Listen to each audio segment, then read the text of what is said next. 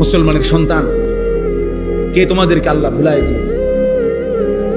এত ছোট্ট বয়সে তোমরা মসজিদও চেনো না, আল্লাহও চেনো না, আখিরাতও চেনো না। অথচ ছোট বয়সে মানুষের জ্ঞান, বুদ্ধিমত্তা, বয়স কমের কারণে স্মৃতিশক্তি বেশি থাকে, বেশি দেয়। মানুষ যত বুড়ো হয় মানুষের তত ব্রেন, স্মৃতিশক্তি কি হয়ে যায়? কমে যায়। এটাই তো বাস্তব। কোরআনে আল্লাহ নিজে বলছেন, অমিনকুম মান ইউরাদ্দু ইলা আরজালিল উমর লিকাই লা ইয়ালামা মিন বাদি ইলমিন শাইআ। আল্লাহ তাআলা বলেন, আমি ধীরে ধীরে কোন কোন মানুষকে এমন বৃদ্ধ বানাই যেই বৃদ্ধ আরজালুল উমর, অর্থ হলো নিষ্কর্মা, মানে এমন বুড়ো হয়ে যায় একটা সময় যেই বয়সে আর কোনো কর্মের শক্তি থাকে না। এবং আল্লাহ বলছে লিকাই লা ইয়ালামা মিন বাদি ইলমিন শাইআ, গত 60 বছরে তার যত জ্ঞান ছিল, 50 বছরে তার যত জ্ঞান ছিল, এই সব কিছু এখন নাই হয়ে যায়, আর কিছুই জানে না। 90 বছরের বুড়ো মানুষ আর কিছুই বলতে পারে না। তাহলে মানুষ যত বয়স হয় তত স্মৃতিশক্তি, ধারণ ক্ষমতা কমে যায়, সহ্য ক্ষমতা, বহন ক্ষমতা কমে যায়। এজন্য বয়স্ক মানুষ বিরক্ত করে বেশি, ছোট বাচ্চা যেমন বিরক্ত করে বেশি। কারণ ছোট বাচ্চা আর বয়স্ক বরাবর। অমান নুআম্মিরহু নুনাক্কিসহু ফিল খালক, সূরা ইয়াসিনের আয়াত। আল্লাহ বলেন, আমি যাকে হায়াত লম্বা দেই তাকে আমি আবার প্রথম অবস্থায় ফিরাইয়া আনি। কোন অবস্থায়? প্রথম অবস্থায়। প্রথম ছোটবেলায় সে যেমন দুর্বল ছিল, বুদ্ধিশুদ্ধি ছিল না, তো যত বৃদ্ধ হয় তত তার শরীর দুর্বল হয়, জ্ঞান বুদ্ধিমত্তা ধীরে ধীরে কি হয়ে থাকে? কমতে থাকে, কমতে থাকে। মাঝখানে শুধুই কিশোর এবং যৌবন, কমপক্ষে 15, 14, 15 থেকে 40, এই 25টা বছর, 15 থেকে 40 প্রত্যেকের হায়াতের গোল্ডেন টাইম, সোনালী সময়। প্রত্যেক মানুষের দুপুরের সূর্য এই 25 বছর, প্রত্যেক মানুষের হায়াতের আলোকিত অংশ এই 25 বছর। প্রত্যেক মানুষের কর্মের উদ্দীপনা, জীবন গড়া, পৃথিবী গড়া, দুনিয়া আখিরাত গড়া, এর মূল টাইম এই। আব্বা যাও, আব্বা আবার খিচুড়ির টাইমে আইসো, আব্বা মাশাআল্লাহ, যাও বাবা, অসুবিধা না, কোনো টেনশন করে না। 2 জন শুনুক, 1 জন শুনুক, কোনো অসুবিধা। আমি এটা পরীক্ষিত। মোবাইল ব্যবহার করতে বন্ধ করে দিবেন। অসংখ্য ছেলে আছে 10 মিনিট ইবলিস তারে মোবাইল ছাড়া থাকতে দেয়। 10 মিনিটে সে প্রয়োজনে মরে যাবে। সে মা ছেড়ে দিবে, বাপ ছেড়ে দিবে, সে প্রয়োজনে এই পৃথিবী ছেড়ে দিবে, কিন্তু তার মোবাইল ব্যবহার করতে হবে। বেঈমান আমাদের সবচেয়ে বেশি বর্তমান পৃথিবীতে, এটা গবেষণা, আসক্ত।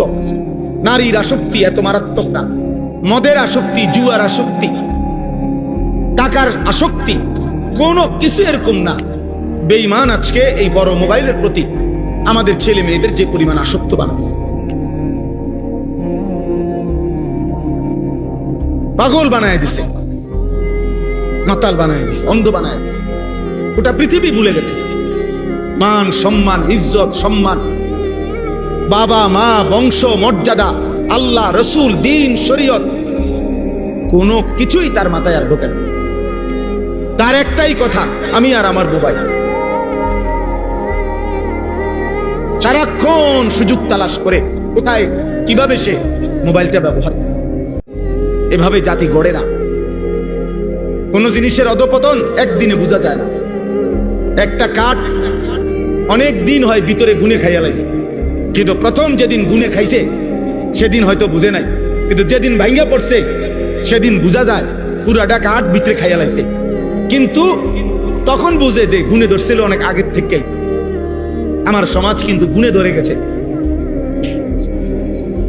জি ইনশাআল্লাহ। জি, এজন্য আমরা প্রত্যেকে এটা দয়া করে, কাগজ কোথায় দিচ্ছেন, কার কাছে দিচ্ছেন, কোথায় লিখে দিচ্ছেন? আচ্ছা জি, ঠিক আছে ইনশাআল্লাহ। আল্লাহ আপনার শিফা রাখেন, আফিয়ত দান করেন। তো এই জন্য বললাম এটা জরুরি। আপনার তোমরা ছেলেরা বা বুঝো, জীবনটা এমন সুন্দর জীবন আর আসবে না রে আপনি। তামাশায় বা 3 বেলা আমরাও খাই বাবা, পেশাব পায়খানা, আনন্দ খুশি, ঘুম আহার নিদ্রা। ছোট ছেলের আব্বা তোমাদের মতো সবাই দুনিয়ায় ভোগ করতেছে, সামান্য এই দুনিয়া সবাই ভোগ করছে। প্রতিদিন সবার জন্যই সূর্য ওঠে, চাঁদ ওঠে, রাত আসে, দিন আসে। এইটুকু দুনিয়া সবাই ভোগ করে কোনো না কোনো ভাবে। কেউই প্রতিবেলা, কেউই প্রত্যেক বেলা পেট ভরে খায় না, কেউই 10 আইটেমের তরকারি সব বেলা খায় না। এ কম বেশি সবাই খায়। কোনো বেলা গোশত, কোনো বেলা সবজি, কোনো বেলা হাসি, কোনো বেলা আনন্দ, কোনো বেলা রোদ, কোনো বেলা বৃষ্টি, কোনো বেলায় আলো, কোনো বেলায় অন্ধকার। এটা সবারই জীবনে। যার জীবনে হাসি আছে তার জীবনে কান্নাও আছে, যার জীবনে আনন্দ আছে তার জীবনে কি আছে? দুঃখ আছে। এখানে রোদও ওঠে, এখানে বৃষ্টিও আসে, এখানে গরমও লাগে, ঠান্ডাও লাগে, এখানে আরামও লাগে, অশান্তিও লাগে।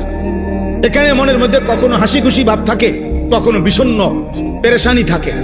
কিন্তু এই দুনিয়া মানে প্রতি অবস্থায় অবস্থা বদলায়, কিন্তু খোদার কসম আখিরাতে বদলাবেন। যে হাসবে আর কোনোদিন কাঁদবে না, যে কাঁদবে আর কোনোদিন হাসবে না। যার জন্য সুখের ফয়সালা হবে তার আর কোনোদিন দুঃখ হবে না, যার জন্য দুঃখের ফয়সালা হবে তার জন্য আর কোনোদিন সুখের ফয়সালা হবে। কোরআনুল কারীমের মধ্যে আছে, নাফরমান জাহান্নামী আল্লাহকে বলবে, আল্লাহ জাহান্নামের এই আগুনে আমারে 1টা মিনিট 10টা মিনিট মাঝে মধ্যে কদ্দুর বিরতি দেন, এই আগুন আমি আর লাগাতার সহ্য করতে পারতেছি। খোদার কসম আল্লাহ তাআলা বলেন, ওয়ালা ইউখাফফাফু মিন আযাবিহা। আল্লাহ বলছে, বান্দা 1 সেকেন্ডের জন্য জাহান্নামের আগুন তোমার থেকে 1 সেকেন্ডের জন্য কমানো হবে না। 1 সেকেন্ড,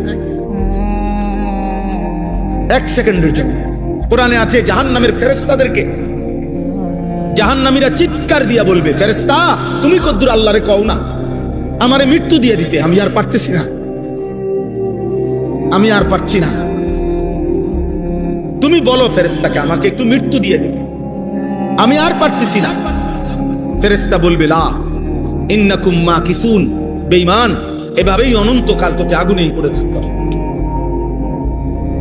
কোরআন শরীফের আয়াত। আবার কোরআনে আল্লাহ তাআলা বলছে, জান্নাতি বান্দা 1,00,000 কোটি বছরেও 1 সেকেন্ডের জন্য জান্নাত থেকে একবারের জন্য বাইর হইতে চাইবে না। দুনিয়ায় মানুষ পৃথিবীর সবচেয়ে দামি ঘরেও যদি কেউ সমস্ত দুনিয়াবি আনন্দ সুখের উপকরণও যদি কোনো ঘরে থাকে, এরপরেও 2 দিন 5 দিন পরে মানুষ বিরক্ত লাগে, ভাল লাগে না, আর কতক্ষণ ঘরে বইয়ে থাকুন যায়, কদ্দুর বাইরে হাঁটতে আসি।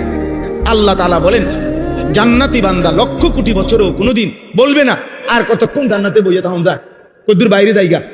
আল্লাহ বলে, না, আমার বান্দা কোনোদিনও বাহিরে বের হতে চাইবে না। জান্নাত এমনই সুখের জায়গা। সুবহানাল্লাহ।